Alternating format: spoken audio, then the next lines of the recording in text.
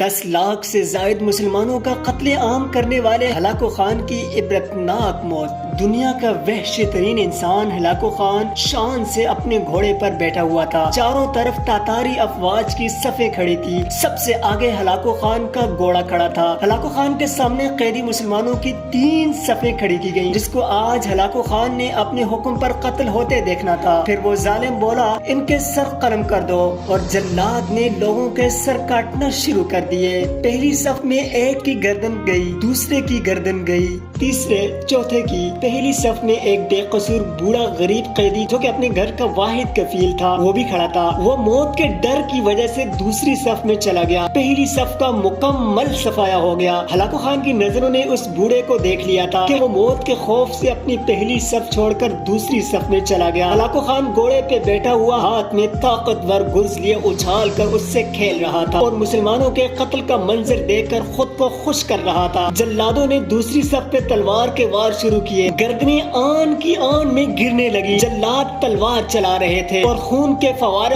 اچھل اچھل کر زمین پہ گر رہے تھے۔ اس بوڑھے بابا نے جب دیکھا کہ دوسری صف کے لوگوں کی گردنیں کٹ کر اس کی باری بہت جلد آنے والی ہے تو وہ بھاگ کر تیسری صف میں کھڑا ہو گیا۔ ہلاکو خان کی نظریں بوڑھے پہ جمی ہوئی تھی۔ اب تو تیسری صف آخری ہے، اس کے بعد یہ کہاں چھپنے کی کوشش کرے گا؟ اس بے وقوف بڈھے کو میری تلوار سے کون بچا سکتا ہے؟ میں نے لاکھوں انسان مار دیے تو یہ کب تک بچے گا؟ تیسری صف پہ جلادوں کی تلوار بجلی بن کر گر رہی تھی۔ ہلاکو خان کی نظریں مسلسل اس بوڑھے پہ تھیں کہ کیسے وہ بے چین ہو کر موت کی وجہ سے بے قرار ہے۔ تیسری صف کے انسانوں کی گردنیں کٹ رہی تھیں۔ جلاد بجلی کی سی تیزی سے اس بوڑھے بابا کی طرف پہنچا تو ہلاکو خان کی آواز گونجی، رک جاؤ، اس کو ابھی کچھ نہ کہو۔ بوڑھے بتا، پہلی صف سے تو دوسری صف میں بھاگ آیا، جب وہ ختم ہوئی تو تیسری صف میں بھاگ آیا۔ بوڑھے اب بتا، پیچھے تو کوئی اور صف بھی نہیں ہے، اب تو بھاگ کر کہاں جائے گا؟ اب تجھے مجھ سے کون بچائے گا؟ اس بوڑھے نے آسمان کی طرف دیکھا اور کہا، میں نے پہلی صف کو اس لیے چھوڑا کہ شاید میں دوسری میں بچ جاؤں، لیکن موت وہاں بھی آ پہنچی۔ پھر میں نے دوسری صف کو چھوڑ دیا کہ شاید تیسری میں بچ جاؤں۔ ہلاکو نے گرز کو ہاتھ میں اچھالتے ہوئے کہا، بڈھے کیسی خام خیالی ہے، یہ کیسی بہکی بہکی باتیں کر رہے ہو؟ بھلا تمہیں میری تلوار سے بھی کوئی بچا سکتا ہے؟ بوڑھے انسان نے زمین و آسمان کی ہر شے کے مالک اس واحد لا شریک رب پر بے انتہا یقین کے ساتھ کہا، وہ اوپر والی ذات اگر چاہے تو کچھ بھی ہو سکتا ہے، اگر وہ چاہے تو مجھے تجھ سے بھی بچا سکتا ہے۔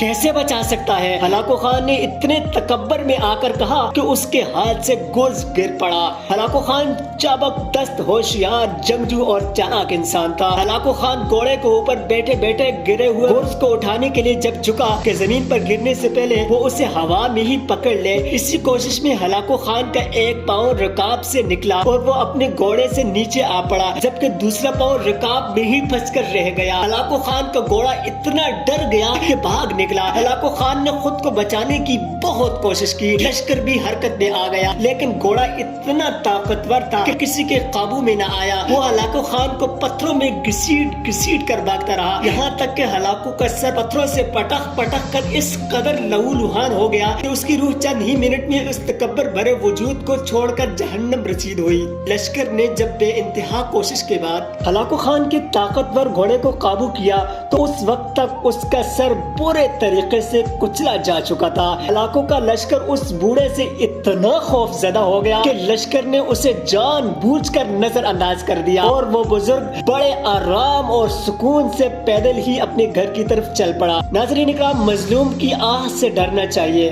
کیونکہ جب وہ اللہ سے رجوع کرتا ہے تو قبولیت بہت دور سے اس کا استقبال کرنے آتی ہے۔ اللہ ہمیں ظلم اور تکبر سے محفوظ رکھے۔ دوستو، ویڈیو میں موجود پیغام اچھا لگے تو اسے دوستوں کے ساتھ شیئر ضرور کیجیے گا۔ ملیں گے نئی ویڈیو کے ساتھ، تب تک کے لیے اللہ نگہبان۔